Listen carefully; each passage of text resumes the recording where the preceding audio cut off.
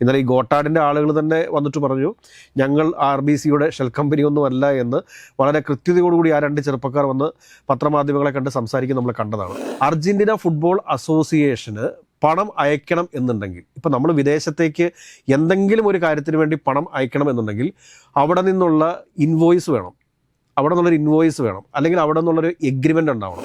Media one ആൻഡോ അഗസ്റ്റിനെ എതിർക്കുന്നതിന് കാരണം എന്താണ് എന്ന് വെച്ച് കഴിഞ്ഞാൽ അവരുടെ വർഗീയ ചിന്തകളാണ്. കാരണം ഈ ആൻഡോ അഗസ്റ്റിൻ്റെ പ്രായമാണ് ഇവർക്കെല്ലാം പ്രശ്നം. വെറും 38 വയസ്സ് മാത്രമേ ഈ ആൻഡോ അഗസ്റ്റിന് പ്രായമുള്ളൂ. അപ്പോൾ ഇത്രയും ചെറുപ്പത്തിൽ തന്നെ ഇത്രയും വലിയൊരു മാധ്യമ സ്ഥാപനം കേരളത്തിൽ പടുത്തുയർത്തിയ ഈ വ്യക്തി വേണ്ടി വന്നു കഴിഞ്ഞാൽ നാളെ ഇന്ത്യൻ മാധ്യമങ്ങളെ നിയന്ത്രിക്കുന്ന രീതിയിലേക്ക് വളരുമോ എന്നുള്ളൊരു ഭയപ്പാടുണ്ട്. ആ ഭയപ്പാടിൻ്റെ പേരിലാണ് ഇപ്പോൾ ഈ ആക്രമണങ്ങളെല്ലാം നടന്നുകൊണ്ടിരിക്കുന്നത്. നമസ്കാരം. കഴിഞ്ഞ കുറച്ച് ദിവസങ്ങളായിട്ട് വലിയ രീതിയിൽ മാധ്യമ വേട്ടയ്ക്ക് ഇരയാവുകയായിരുന്നു റിപ്പോർട്ടർ ചാനലും ആൻഡോ അഗസ്റ്റിനും. പൊതുവേ നമുക്കറിയാം, ആദ്യത്തെ 1-2 ദിവസം അദ്ദേഹം നിശബ്ദനായിരുന്നെങ്കിലും പിന്നീട് തെളിവുകളും മറ്റുമായിട്ട് ചാനലിൽ തന്നെ അവർ പ്രതികരിച്ചിരുന്നു. പിന്നെ അവസാനം സഹികെട്ടെത്തുന്നോണം കഴിഞ്ഞ ദിവസം സോഷ്യൽ മീഡിയയിലൂടെ അദ്ദേഹം വലിയ രീതിയിൽ പ്രതികരിക്കുകയുണ്ടായി. ഒരു വെല്ലുവിളി പോലെ, ഒരു 48 മണിക്കൂർ വെല്ലുവിളി പോലെ അദ്ദേഹം തനിക്കെതിരെ അല്ലെങ്കിൽ തന്നെ വേട്ടയാടിയ മലയാളത്തിലെ മറ്റ് പ്രമുഖ മാധ്യമങ്ങൾക്കും അല്ലെങ്കിൽ ആ പണി ചെയ്ത മറ്റുള്ളവർക്കും ഒരു വെല്ലുവിളി ഇട്ടേക്കാണ്. ഈ തനിക്കെതിരെ നടത്തിയ ആരോപണങ്ങൾക്കെല്ലാം എന്തെങ്കിലും തെളിവുണ്ടോ? അതിൽ ഒരു 5-6 പോയിന്റുകൾ അദ്ദേഹം അക്കമിട്ട് നിരത്തി ചോദിക്കുന്നുണ്ട്. ഈ AFA ആയിട്ട് റിപ്പോർട്ടർ ബ്രോഡ്കാസ്റ്റിംഗ് കമ്പനിക്ക് ഒരു കരാറും അല്ലെങ്കിൽ ഒരു പേപ്പറിലും അവർ ഒപ്പുവെച്ചിട്ടില്ല എന്ന് നിങ്ങൾ പറയുന്നത് എന്ത് അടിസ്ഥാനത്തിലാണ് എന്ന് തുടങ്ങിയ ഒരു 6 പോയിന്റുകൾ അദ്ദേഹം ചോദിക്കുന്നുണ്ട്. എനിക്ക് തോന്നുന്നു ഇപ്പോൾ ഏകദേശം 48 മണിക്കൂർ അദ്ദേഹം പറയുന്നു, ഇപ്പോൾ ഒരു 20 മണിക്കൂറോളം നമ്മളിത് സംസാരിക്കുമ്പോൾ ആവുന്നു. കാര്യമായിട്ടൊരു ഒഫീഷ്യൽ പ്രതികരണം അതിനെതിരെ എവിടെ നിന്നും വന്നതായിട്ട് എൻ്റെ അറിവിലില്ല. എങ്കിൽ പോലും അദ്ദേഹത്തിൻ്റെ ഈ വെല്ലുവിളി ഏറ്റെടുക്കാൻ തക്കവണ്ണം ധൈര്യം കേരളത്തിലെ ഏതെങ്കിലും മുൻനിര മാധ്യമങ്ങൾക്കുണ്ടാവുമോ? അതായത് നമ്മൾ ഇതിപ്പോൾ സംസാരിക്കുന്ന സമയത്ത് 22 മണിക്കൂർ പിന്നിട്ടിട്ടുണ്ട്. ഈ 22 മണിക്കൂർ പിന്നിടുന്ന സമയത്ത് ആകപ്പാടെ ശ്രീജിത്ത് പണിക്കർ ഒരു ടെൻഡർ കാണിക്കാമോ എന്ന് ചോദിച്ചുകൊണ്ടൊരു ലോക വിഡ്ഢിത്തരം തൻ്റെ ഫേസ്ബുക്ക് വാളിൽ എഴുതിയിട്ടു എന്നതിനപ്പുറത്തേക്ക് മറ്റ് മാധ്യമ സിംഹങ്ങൾ ഒന്നും തന്നെ ഈ വെല്ലുവിളി ഏറ്റെടുക്കാൻ വേണ്ടിയിട്ട് തയ്യാറായിട്ടില്ല എന്നുള്ളതാണ് വസ്തുത. ഇന്നലെ ആൻഡോ അഗസ്റ്റിൻ എന്ന് പറയുന്ന യുവ വ്യവസായിയും റിപ്പോർട്ടർ TVയുടെ MDയുമായ അദ്ദേഹം ചോദിച്ചിരിക്കുന്ന 6 ചോദ്യങ്ങൾ അത് നമുക്കൊന്ന് വായിച്ചതിന് ശേഷം ചർച്ചയിലേക്ക് കടക്കുന്നതായിരിക്കും ഉചിതമെന്ന് എനിക്ക് തോന്നുന്നു. അർജന്റീന ഫുട്ബോൾ അസോസിയേഷനുമായി RBCക്ക് കരാർ ഇല്ല എന്ന് തെളിയിക്കാനാകുമോ? രണ്ടാമത്തെ ചോദ്യം, AFAക്ക് പണം നൽകിയത് അനുമതിയില്ലാതെയാണ് എന്ന വാർത്ത നൽകിയത് ഏത് രേഖയുടെ അടിസ്ഥാനത്തിലാണ്? കള്ളപ്പണം വെളുപ്പിച്ചെന്ന ആരോപണം എന്ത് തെളിവുകളുടെ അടിസ്ഥാനത്തിലാണ്? മൂന്നാമത്തെയാണ്. നാലാമത്തേത്, പണം അയച്ചതിന് കേന്ദ്രാനുമതി ഇല്ലായിരുന്നു എന്ന് തെളിയിക്കാൻ കഴിയുമോ? അഞ്ചാമത്തെ ചോദ്യമാണ്, AFAയിൽ നിന്നും 55 കോടി RBCക്ക് തിരികെ കിട്ടിയെന്ന് തെളിയിക്കാൻ നിങ്ങൾക്ക് കഴിയുമോ? ഈ ആശയം സർക്കാരിന് മുന്നിൽ വെച്ച ഗോട്ടാഡ് എന്ന കമ്പനിയുമായി RBCക്ക് എന്തെങ്കിലും ബന്ധമുള്ളതായി തെളിയിക്കാൻ നിങ്ങൾക്ക് കഴിയുമോ? ഇന്നലെ ഈ ഗോട്ടാഡിൻ്റെ ആളുകൾ തന്നെ വന്നിട്ട് പറഞ്ഞു, ഞങ്ങൾ RBCയുടെ ഷെൽ കമ്പനിയൊന്നുമല്ല എന്ന് വളരെ കൃത്യതയോടുകൂടി ആ രണ്ട് ചെറുപ്പക്കാർ വന്ന് പത്രമാധ്യമങ്ങളെ കണ്ട് സംസാരിക്കും നമ്മൾ കണ്ടതാണ്. ഇതിനകത്ത് ചോദിച്ചിരിക്കുന്ന ഈ 6 ചോദ്യങ്ങൾക്കും കൃത്യമായിട്ട് ഒരു തെളിവ് നൽകാനോ അത് തെളിയിക്കാനോ ഈ പറഞ്ഞ ഒരു മാധ്യമ സിംഹങ്ങൾക്ക് സാധിക്കില്ല. ഇതെന്താ കാര്യമെന്ന് ചോദിച്ചു കഴിഞ്ഞാൽ, 38 വയസ്സ് മാത്രം പ്രായമുള്ള ഒരു യുവ സംരംഭകൻ, അയാൾ റിപ്പോർട്ടർ TV പോലെ വലിയ ഒരു മാധ്യമ സ്ഥാപനം പടുത്തുയർത്തുന്നു.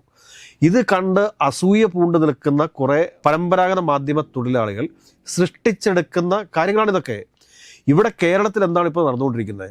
കേരളത്തിലെ 1-2 ഈ പുരാതന വലിയ പാരമ്പര്യമൊക്കെ അവകാശപ്പെടുന്ന ചില ആളുകൾ ഏത് ദിശയിലേക്ക് പോകണം എന്ന് നിശ്ചയിച്ചുകൊണ്ടിരുന്ന ഒരു സ്ഥലത്തേക്കാണ് ആൻഡോ അഗസ്റ്റിനെ പോലെയുള്ള ഒരു സാധാരണക്കാരൻ്റെ കടന്നുവരവ്. ഈ കടന്നുവരവ് ഇവരിഷ്ടപ്പെടുന്നില്ല, അതാണ് വാസ്തവം.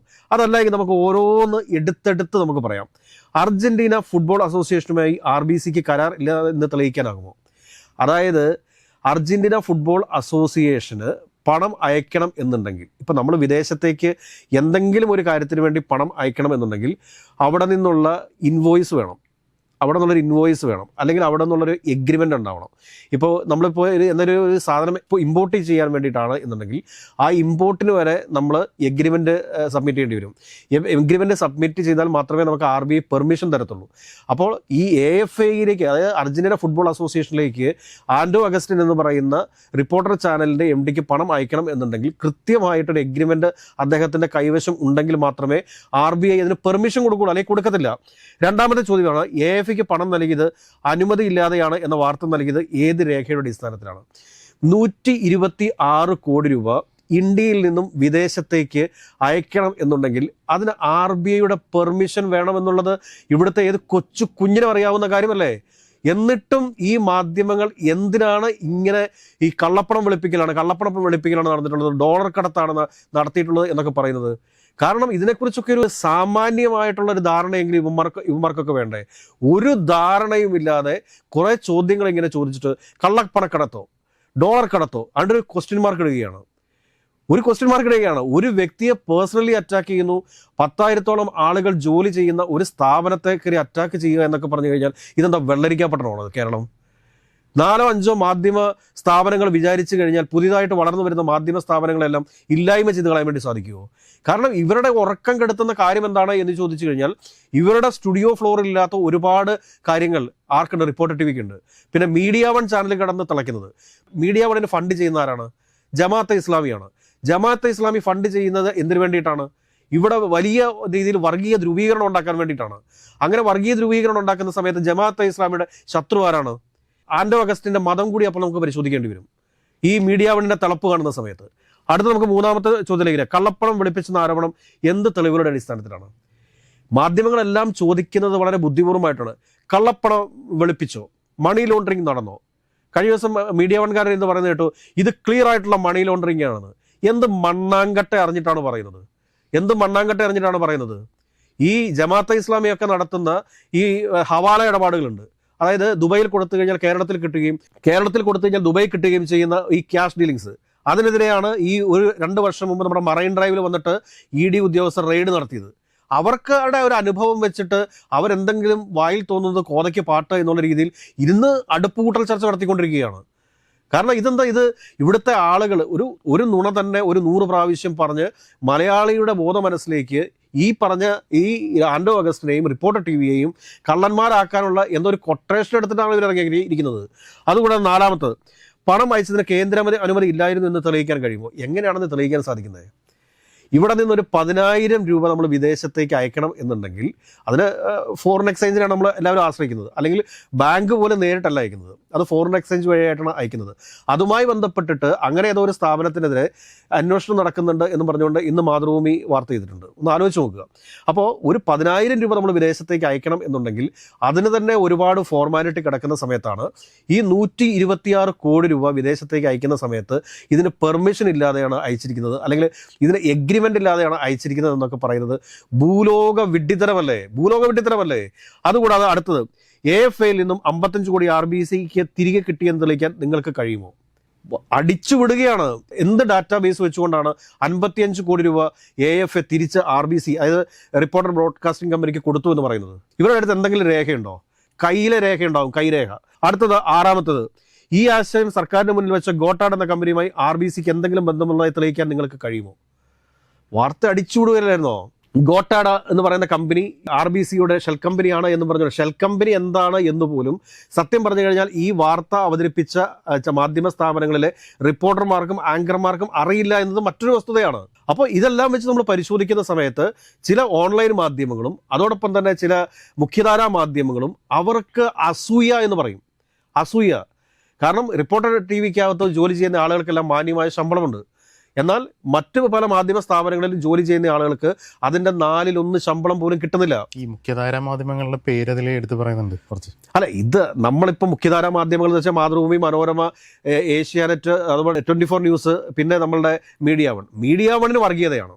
മീഡിയ വൺ ആൻഡോ അഗസ്റ്റിനെ എതിർക്കുന്നതിന് കാരണം എന്താണ് എന്ന് വെച്ച് കഴിഞ്ഞാൽ അവരുടെ വർഗീയ ചിന്തകളാണ്. അവിടെ പ്രമോദ് രാമൻ എന്ന് പറയുന്ന ഒരാളെ പിടിച്ചു വെച്ചിട്ടുണ്ട് അവരുടെ ഒരു മതേതര സ്വഭാവം കാണിക്കാൻ വേണ്ടിയിട്ട്. ഈ പ്രമോദ് രാമൻ എന്ന് പറയുന്ന കേരളം ബഹുമാനിച്ചു കൊണ്ടിരുന്ന ഈ ഒരു മാധ്യമ പ്രവർത്തകൻ ഒരു കാര്യം മനസ്സിലാക്കേണ്ടതുണ്ട്. മീഡിയ വണ്ണിന് പൂട്ട് വീണ സമയത്ത് കേരളത്തിലെ എല്ലാ മാധ്യമങ്ങളും, അന്ന് എനിക്ക് തോന്നുന്നു നികേഷ് സാറാണ് റിപ്പോർട്ടർ ചാനൽ ഇരിക്കുന്നത് തോന്നുന്നു, നികേഷ് സാർ ആദ്യമായിട്ട് തന്നെ ഈ പറഞ്ഞ ആളെ വിളിച്ച്, പ്രമോദ് രാമനെ വിളിച്ച് ഇന്റർവ്യൂ എടുത്ത് നമ്മൾ കണ്ടതാണ്. എല്ലാവിധ പിന്തുണയും കൊടുക്കുന്ന നമ്മൾ കണ്ടതാണ്. അത്രയും രീതിയിൽ മീഡിയ വണ്ണിനെ സപ്പോർട്ട് ചെയ്ത ഒരു സ്ഥാപനത്തിന് നേരെയാണ് ഈ അനാവശ്യമായിട്ടുള്ള വിവാദങ്ങൾ സൃഷ്ടിക്കുന്നത്. എന്തെങ്കിലുമൊക്കെ ഒരു തെളിവിന്റെ അടിസ്ഥാനത്തിലാണ് ഇവർ കാര്യങ്ങൾ സംസാരിക്കുന്നതെങ്കിൽ, അല്ലെങ്കിൽ ആന്റോ അഗസ്റ്റിനുമായിട്ട് ബന്ധപ്പെട്ട് ഉയരുന്ന അലിഗേഷൻസ്, ഈ അലിഗേഷൻസിനെ കുറിച്ച് അദ്ദേഹത്തിന്റെ അടുത്ത് നേരിട്ട് വിളിച്ചു ചോദിക്കാമല്ലോ. ഒരു റിപ്പോർട്ടർക്ക് ഒരു കോൾ ചെയ്യുന്ന താമസമല്ലേ ഉള്ളൂ. പിന്നെ കോൺഫിഡൻഷ്യൽ ആയിട്ടുള്ള AFIയുമായിട്ടുള്ള എഗ്രിമെന്റ് പുറത്തു വിടണം എന്ന് പറയുന്നത് എന്തിനു വേണ്ടിയിട്ടാണ്? ഇതേപോലെ ഇവരെ ഇവിടെ ഇട്ട് ഇങ്ങനെ അപമാനിച്ചു കൊണ്ടിരിക്കുന്ന ആളുകൾക്ക് മുമ്പിലേക്ക് ഈ പറഞ്ഞ ഫുട്ബോൾ AFIയുമായി ഉണ്ടാക്കിയിട്ടുള്ള എഗ്രിമെന്റ് കൂടി എടുത്തിട്ട് കൊടുത്തു കഴിഞ്ഞാൽ ഈ AFIയുമായിട്ട് ഇവർ നടത്തിക്കൊണ്ടിരിക്കുന്ന നിയമയുദ്ധങ്ങളുണ്ട്. ആ നിയമയുദ്ധങ്ങൾക്ക് അതൊരു തടസ്സമാവില്ലേ? മലയാളിയുടെ സാമാന്യ ബുദ്ധി ഉപയോഗിച്ച് ചിന്തിക്കണ്ടേ? അതല്ലെങ്കിൽ ഏതെങ്കിലുമൊക്കെ ഒരു മുറിക്കകത്തിരുന്നു കൊണ്ട്, അല്ലെങ്കിൽ ന്യൂസ് റൂമിൽ ഇരുന്നു കൊണ്ട് ചില ആളുകൾ അസൂയ മൂത്ത്, കാരണം ഈ ആന്റോ അഗസ്റ്റിന്റെ പ്രായമാണ് ഇവർക്കെല്ലാം പ്രശ്നം. വെറും 38 വയസ്സ് മാത്രമേ ഈ ആന്റോ അഗസ്റ്റിന് പ്രായമുള്ളൂ. അപ്പോൾ ഇത്രയും ചെറുപ്പത്തിൽ തന്നെ ഇത്രയും വലിയൊരു മാധ്യമ സ്ഥാപനം കേരളത്തിൽ പടുത്തുയർത്തിയ ഈ വ്യക്തി വേണ്ടി വന്നു കഴിഞ്ഞാൽ നാളെ ഇന്ത്യൻ മാധ്യമങ്ങളെ നിയന്ത്രിക്കുന്ന രീതിയിലേക്ക് വളരുമോ എന്നുള്ളൊരു ഭയപ്പാടുണ്ട്. ആ ഭയപ്പാടിന്റെ പേരിലാണ് ഇപ്പോൾ ഈ ആക്രമണങ്ങളെല്ലാം നടന്നുകൊണ്ടിരിക്കുന്നത്. പിന്നെ ഇവർക്കെതിരെയുള്ള കേസുകൾ ഞാൻ പറയട്ടെ, ഈ പറഞ്ഞ പ്രമുഖരായിട്ടുള്ള എല്ലാ മാധ്യമ സ്ഥാപനങ്ങളുടെയും മുതലാളിമാരെ നമുക്ക് ഇൻഡിവിജ്വലി എടുത്ത് വേണമെങ്കിൽ പരിശോധിച്ച് നോക്കാം. എല്ലാവരുടെയും പേരിൽ കേസുണ്ട്. കേസില്ലാത്ത ഏതെങ്കിലും ഒരു മുതലാളിയെ കാണിച്ചിടാമോ? ഇന്ത്യയിൽ ബിസിനസ് നടത്തുന്ന ഏതെങ്കിലും ഒരു വ്യക്തിക്ക് കേസില്ലാത്ത ഏതെങ്കിലും ഒരു വ്യക്തിയെ കാണിച്ചിടാമോ? എത്ര വിശുദ്ധനായിക്കൊള്ളട്ടെ, അയാൾക്കെതിരെ കേസുണ്ടാവും. ബിസിനസ്സാണ്, തർക്കങ്ങൾ സ്വാഭാവികമാണ്, കേസുകൾ ഉണ്ടാവും. പിന്നീട് ഇപ്പോൾ ഇവരെ മരമുറിക്കലുമായി ബന്ധപ്പെട്ടിട്ടുള്ളൊരു കേസ്, ആ കേസ് കോടതിയിലല്ലേ? കോടതിയിൽ നിന്ന് വിധിന്യായം വരുന്നിടം വരെ ഒന്ന് വെയിറ്റ് ചെയ്യൂ. അത് കഴിഞ്ഞതിന് ശേഷം നമുക്ക് ക്രൂശിക്കാം. അതുവരെ ഒന്ന് ക്ഷമിക്കാനുള്ള പേഷ്യൻസ് പോലും നമ്മുടെ കേരളത്തിലെ മാധ്യമങ്ങൾക്കില്ല എന്ന് പറയുമ്പോൾ റിപ്പോർട്ടർ ടിവിയുടെയും ആന്റോ അഗസ്റ്റിൻ്റെയും വളർച്ച തന്നെയാണ് ഇപ്പോൾ ഈ മാധ്യമങ്ങൾ കിടന്ന് കാണിക്കുന്ന കുത്തിക്കഴപ്പിന് കാരണം എന്ന് നമുക്ക് നിസ്സംശയം പറയാൻ വേണ്ടി സാധിക്കും. അതുകൊണ്ട് തന്നെ പല ആളുകളും ചോദിക്കുന്നുണ്ട്, ഏതാനും ചില ആളുകൾ മാത്രമാണ് ഈ ആന്റോ അഗസ്റ്റിനെ പിന്തുണച്ച് സംസാരിക്കുന്നതെന്ന്. സത്യം എന്താണെന്ന് കൃത്യമായിട്ട് ധാരണയുണ്ട്. അല്ലെങ്കിൽ ഈ പറഞ്ഞ ഫോറിൻ ട്രാൻസാക്ഷനെ കുറിച്ചൊക്കെ കൃത്യമായിട്ട് ഒന്ന് പഠിച്ചതിന് ശേഷമാണ് ഈ പറഞ്ഞ മാധ്യമങ്ങളൊക്കെ വാർത്ത ചെയ്യുന്നത് എന്നുണ്ടെങ്കിൽ നമുക്ക് കാര്യങ്ങൾ മനസ്സിലാക്കും.